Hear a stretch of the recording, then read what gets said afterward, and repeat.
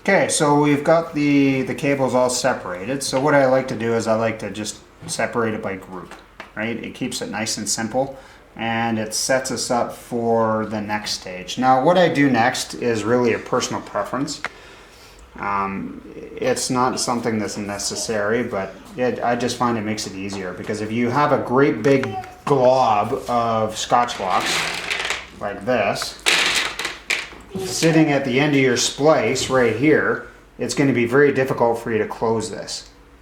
So what I do is I cut the pairs kind of like you would get your hair cut.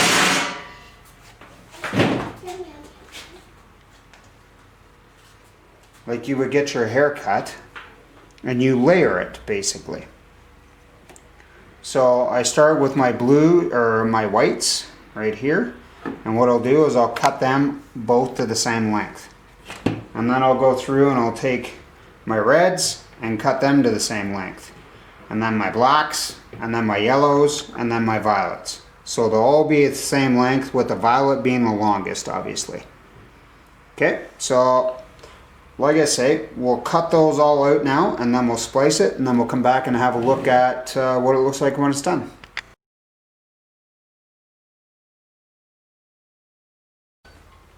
Okay, so we've got it finished spliced now. So you can see where we've layered it. So you've got your first group, your second, your third, your fourth, your fifth, right?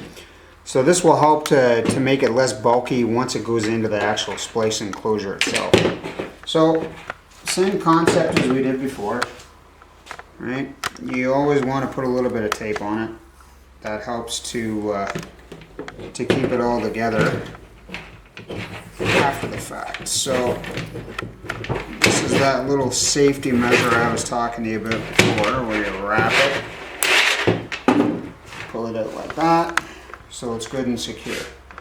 So now, right, as I mentioned before, this particular piece here fits over top of this piece here. So basically what you do is you're going to press it down into the grease like that. Now you see that we're a little bit long here, and that's not a big deal. Basically what you do, you just fold these back on themselves just like that, and you press the rest of this down into the grease as such.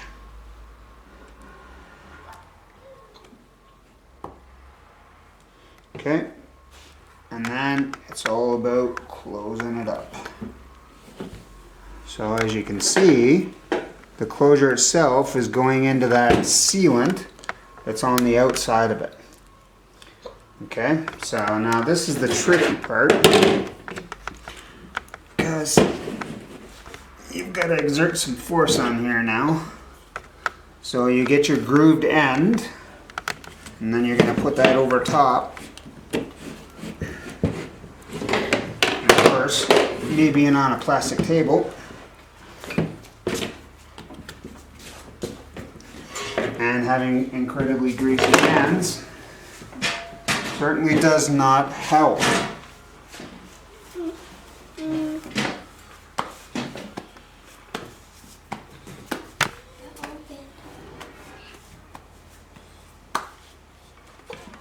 Trying to get all the grease off my hands, and then in addition to that, I'm going to need my mallet.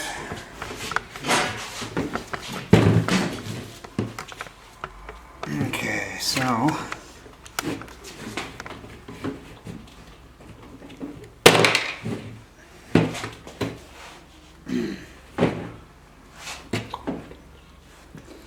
now what you're going to see is you're going to see some of the grease start to leak out, simply because, and that's not a big deal.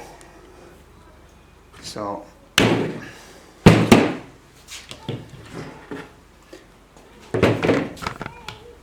now, like I say, there we go, now we got it started.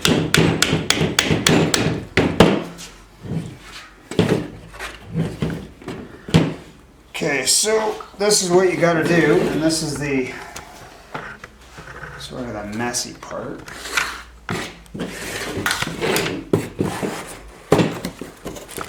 This is the hard part too, because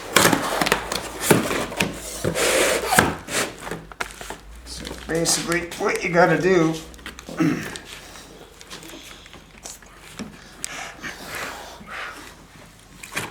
is you need to start to, I don't know if you can see that, where you start to squeeze some of the grease out.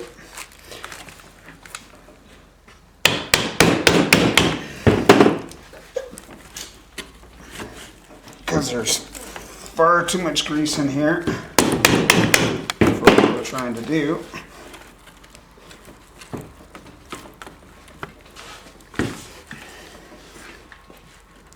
Now, if you try and pound this on without releasing the grease, this plastic collar right here, this will just fold, and then this, you're toast. You gotta start all over again.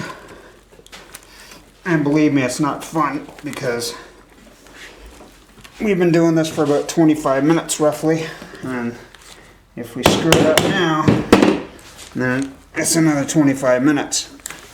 Which nobody wants to have to do. So again, you keep squishing it out. Alright, we're getting close to the end now. It's getting harder.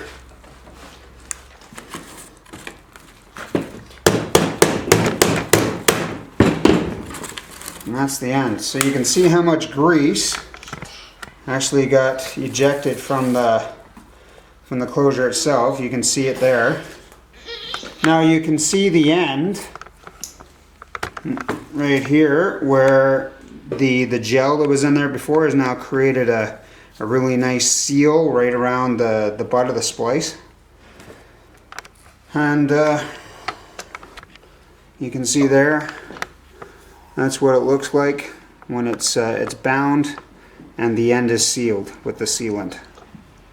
Okay, so not only do you have the gel on the end and the gel inside, but you've also got the sealant on the end.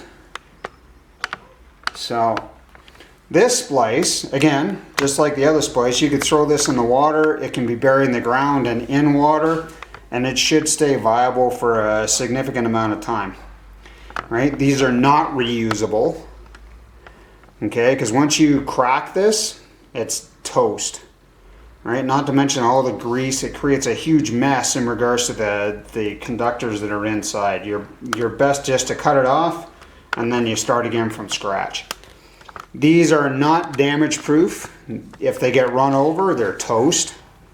Okay, with the tape here, this should secure this if the cable gets snagged either way. But for the most part, this is a fairly secure splice.